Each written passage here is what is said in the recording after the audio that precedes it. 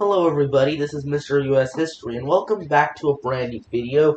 I'm going to be naming the one historic event in every US state. As you know, we have 50 states with their own unique history, and I'm going to be naming one big event that happened in every state, or the biggest historic event which occurred in every single state. Let's start with the state of Alabama, where I would argue the biggest historic event were the Selma to Montgomery marches in throughout in the 1960s. These marches had been for voting rights, as many southern states such as Alabama had denied African Americans the right to vote. These marches had helped bring momentum to the whole voting rights movement, and many African Americans were protesting the fact that they did not have the right to vote. The state of Alabama had reacted violently to these peaceful protests by bringing in police officers who used methods such as beating protesters, and using fire hoses, or even attack dogs in some cases. The violent methods of the police officers had shocked the nation and gave momentum to the whole voting rights movement, and also gave momentum to the Voting Rights Act, which was in Congress. And with the help of Lyndon Johnson, the protests had helped propel the Voting Rights Act and make them into law. As for the state of Alaska, I would argue the construction of the transcontinental pipeline in Alaska had helped transport oil from the fundamental oil-producing state into other parts of the country. As for the state of Arizona, I would argue that the construction of the Hoover Dam, which was basically meant to stop the Colorado River from flooding, was important in Arizona because that was one of the main areas where the Hoover Dam was in. Now, the state of Arkansas, I would say that the Little Rock crisis in the 1950s, in which Governor Orville Faubus refused to desegregate schools despite the Brown versus Board of Education decision requiring states to desegregate their schools. Faubus did not do this, and this caused President Dwight Eisenhower to send in the National Guard in order to escort African Americans into Little Rock High School. As for the state of California, I would say the California Gold Rush was the biggest significant event there. The California Gold Rush brought many settlers out to the western United States, and also gave California enough population to become a state, which caused the Compromise of 1850, in which California was admitted as a free state, and states like Utah and New Mexico were open to whether or not they wanted slavery, and they could choose for themselves, aka popular sovereignty. And with California being admitted as a free state, the Northerners they agreed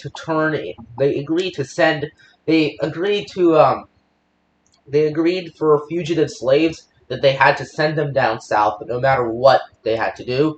And this had inflamed sectional conflicts rather than reduced sectional conflicts, as well as the fact that the California Gold Rush had caused conflict between white settlers and Native Americans, and caused a genocide of many Native Americans in California. And now we have Colorado. I would argue in Colorado, silver mining was the biggest aspect of Colorado history. And silver mining had occurred in many other western states as well, like Montana, Idaho, Wyoming, and Utah, and Nevada. And silver mining basically is what caused the whole free silver movement, which was meant to help western settlers, and basically said that they would inflame the U.S. currency with free silver for the farmers, which would in turn help them. This was a big movement and a big part of the populist movement. We also have the state of Connecticut, in which Connecticut was the first state to ever draft its own colonial constitution. And this colonial constitution became a standard for future colonial constitutions in other colonies. As for the state of Delaware, this was the first ever state because they were the first colony, or I don't know, that they were the first territory of the United States to ratify the Constitution, thus becoming the first state. Sorry there. We next have the state of Florida. In Florida was the first place ever settled by Europeans in the in the United States, and it was settled by the Spanish in St. Augustine, Florida, which currently is in St. Johns County, also Florida, and basically this was the first ever successful European settlement in the United States. Next, we have the state of Georgia. I would argue that the Trail of Tears and the Indian Removal Act was the most significant event that happened in the state of Georgia, in which the Cherokee and numerous other Native American tribes in Georgia were forcefully removed and placed in the territory we now know as Oklahoma because of Andrew Jackson's signing of the Indian Removal Act. Next, we have the state of Hawaii, where I would argue the bombing of Pearl Harbor by the Japanese was the most significant event because this had caused the United States to declare war on Japan and eventually Germany, thus joining World War II. As for the state of Idaho, I would argue that Idaho doesn't really have a whole lot of historically significant events, so this was a hard one for me, but I would say that in Idaho, the Idaho Territory had consisted of 3 states, Montana, Wyoming, and Washington, and the way that it was eventually broken up was basically a major which is very significant to how Western territories were formed. State territories, state boundaries.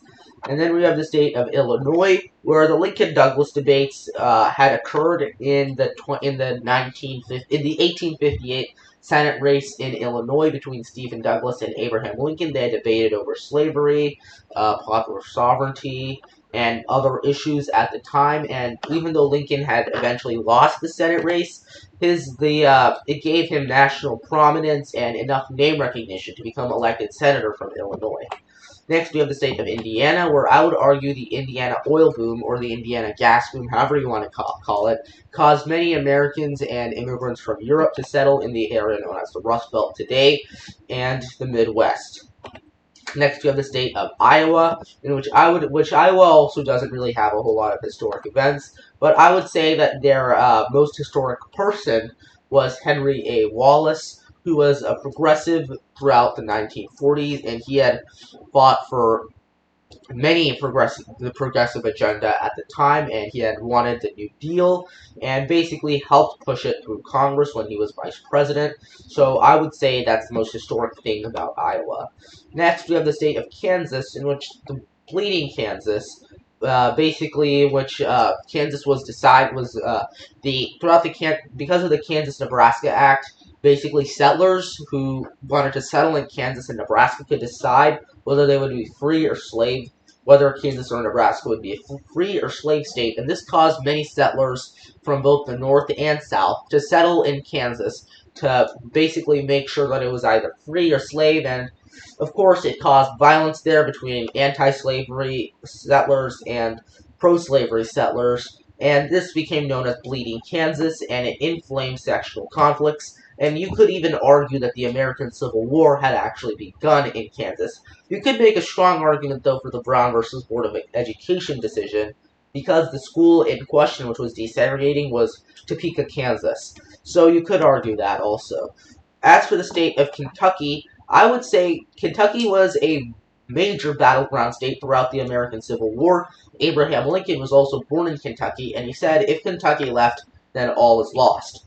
So I would argue that it was a battle in the Civil War in which I think it was General Braxton Bragg had been forced to evacuate Kentucky, and thus Kentucky became a territory for the Americans in the American Civil War. As for the state of Louisiana, I would argue the Battle of New Orleans, in which Andrew Jackson had basically destroyed the British parts of the British Army in the Battle of New Orleans, which actually occurred after the War of 1812 had already ended, but because communications were slow and all that, there was a big battle there in which the British had outnumbered Jackson something like 3-1 or 2-1, I guess, and then Jackson basically just destroyed them in that battle. And because of this, he became known throughout the entire United States, and it launched him as a national figure and later a president. As for the state of Maine, well, Maine was part of the Compromise of 1820. It was admitted as a free state to counter Missouri being added as a slave state, so I guess you could argue that Maine's entrance into the Union helped kick the can of slavery down the road. And then for the state of Maryland, it's easily the Battle of Antietam, in which basically there was a big battle between pro-Union, between the Union and the Confederates. And this was a crucial turning point in the American Civil War, because had the Confederates won this battle, Lee may have gotten recognition with Europe, which included the British and the French, and they may have actually diplomatically intervened on the sides of the Confederates. And had the Union lost this battle, they may very well have lost the entire war, and Maryland could have joined the Confederacy had the Union lost. Or actually, I don't know about that part of it, but certainly the war itself may have been lost for the Union had the Confederates won the Battle of Antietam. Now, the state of Massachusetts, I would argue that it was the Mayflower and the sailing of the Mayflower in which it landed in Plymouth, Massachusetts, and this was really the first English settlement in the United States. And because of this caused major settlement in the United States. Or actually, no, this was the second English settlement. I don't know what I was thinking. Jamestown was the first. I believe this was the second, and it was the first one in New England, and it brought many future English settlers into the New World, or just the United States. Next up, we have the state of this is Michigan. Yeah, we have the state of Michigan, where I would argue that after the Great Migration of the 1920s, in which many African Americans had left the South because they wanted to escape the discrimination there, and they moved up north, and especially into the state of Michigan, which basically helped propel the car industry and the automobile industry in the state itself. Next, we have the state of Minnesota, and a historic figure from Minnesota is Hubert Humphrey, who was one of the biggest fighters for civil rights throughout Congress. Next, you have the state of Mississippi, where you could make an argument where this one has a lot of historic events, but I would say that the siege of Vicksburg was the biggest event here because this essentially split the Mississippi River in two and cut communications across the South from Texas, Louisiana, and Arkansas to the rest of the South. And by cutting the South in two, it also had helped Northern morale and helped Abraham Lincoln get reelected. Though you could make an argument, though, for the Freedom Summer Project in the state of Mississippi. So next we have the state of Missouri, where really, again, the Missouri Compromise, it was added as a slave state, with Maine being added as a free state, kicked the can of slavery down the road. And then we have the state of Montana, where I would say the Native American Wars, which occurred in Montana, were the most historic event in Montana, especially the Battle of Little Bighorn, in which and also the Native American Wars here basically caused many Native Americans to be forced into reservations. Next, also, I believe after Montana, this is the state of Nebraska. So this is another one where there's not really that much historic events, but I would say the Homestead Act and many of the land sales throughout Nebraska and Iowa caused many settlers out west. Next, we have the state of Nevada, also known as a battle-born state. I would say that the Las Vegas area and the legalization of gambling and other sorts of vice in Las Vegas had brought many Americans into the state of Nevada. Next, we have the state of New Hampshire, where I would say New Hampshire was the 9th state to ratify the Constitution, which ultimately made the Constitution official and got rid of the Articles of Confederation. Next up, I think this is the state of, hold on a second. New Hampshire, yeah, this is, I think, New Jersey, yeah.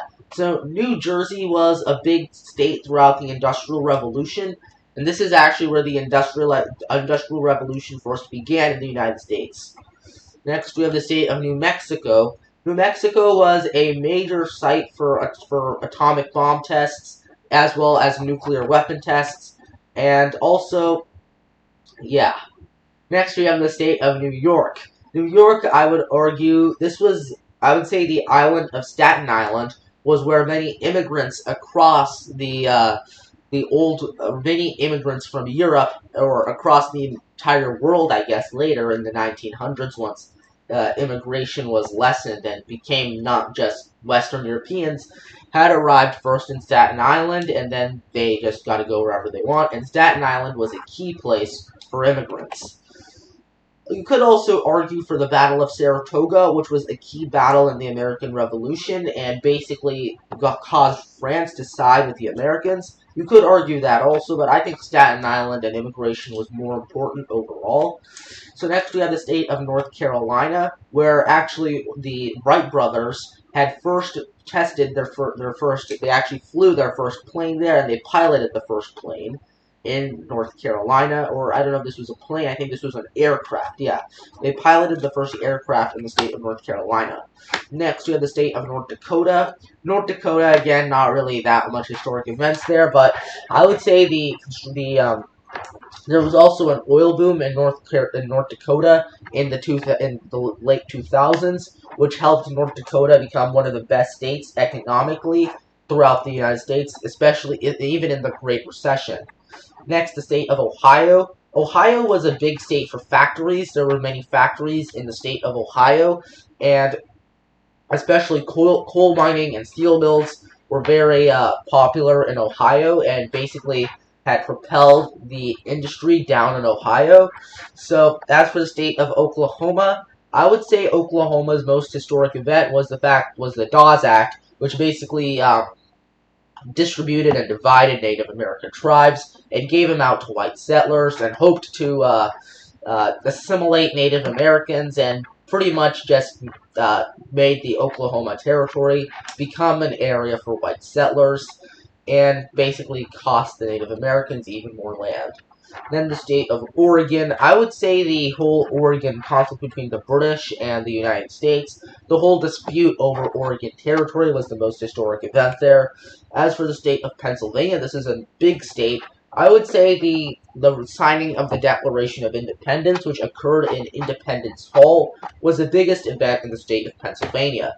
The state of Rhode Island, I would say Rhode Island's biggest event was the siege of Rhode Island, in which the French Navy had been able to arrive in Newport and basically deployed many French troops to help the Americans. And had this fleet not arrived in Rhode Island, the Americans would not have gotten the key French support they needed for the siege of Yorktown.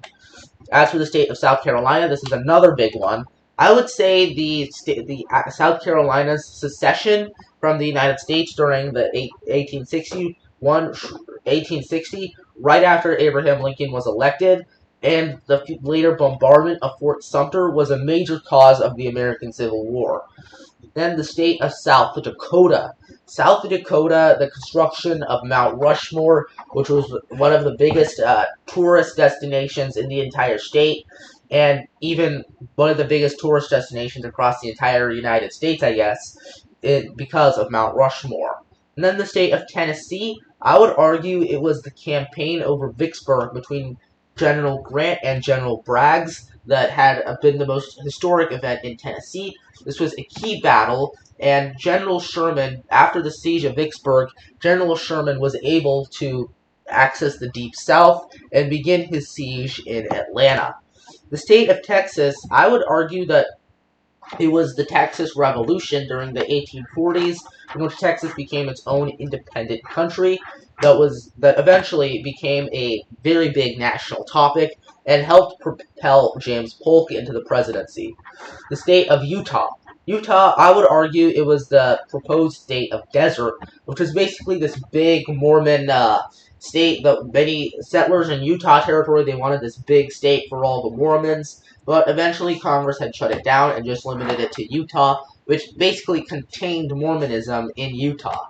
Then we have the state of Vermont. Vermont was one of the biggest havens for fugitive slaves, and Vermont had basically also passed a freedom law, which made it so that any fugitive slave could go to Vermont and they would basically be declared free, or any slave at all. And then Vermont was a big hub for abolitionism. And then I think, we have the state of Virginia. Virginia, I would argue, Virginia is a big state, but I would argue that the most historic event in Virginia was the settlement in Jamestown. Next up, we have the state of Washington. Washington, I would argue the most historic event there was the eruption of Mount St. Helens. And then the state of West Virginia. West Virginia, I would say the biggest event there was probably the the Harper's Ferry incident, in which John Brown had attempted to just free as many slaves as he could and start a massive slave revolt across the entire South. This had failed, though, and eventually he was prosecuted and sentenced to death in the state of West Virginia. This was actually Virginia at the time, but West Virginia later became its own state during the Civil War. But anyway, John Brown's execution made him a martyr across the North. As for the state of Wisconsin, I would say a big figure from Wisconsin was Robert La Follette, one of the biggest progressives of the time, and he was known as Fighting Bob for a reason. Then we have the state of Wyoming. Wyoming was the first state or colony ever to support women's suffrage, or to create women's suffrage, basically to allow women the right to vote, and this had basically caused women's suffrage to be a major political issue of the time. So anyway, thank you guys so much for watching this video. This was a hard video to make, especially with some states like Nebraska, Iowa, or like North Dakota having like some pretty small events for me to say. So anyway, thank you guys for watching this video. Make sure to like this video down below and subscribe to the channel.